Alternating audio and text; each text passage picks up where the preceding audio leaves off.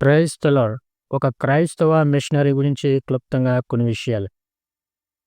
ఆయన కవి పురుషోత్తమ చౌదరి గారు ఇప్పటికి సుమారు 200 సంవత్సరాల క్రితము బ్రాహ్మణ కుటుంబంలో జన్మించి పాప చింతన, మోక్ష సాధనలో అనేక మార్గాలను వెదికి పరిశోధించి చివరికి కేవలము క్రీస్తు రక్తమే పాప పరిహారమని, ఆయన మార్గమే మోక్ష మార్గమని నమ్మి క్రైస్తవ్యమును స్వీకరించి క్రీస్తు కొరకు అనేక పత్రికలు, పదకావ్యములు, పాటలు రచించిన తొలి తెలుగు స్వదేశీ మిషనరీ మరియు కీర్తనకారుడు కవి పురుషోత్తమ చౌదరి గారు.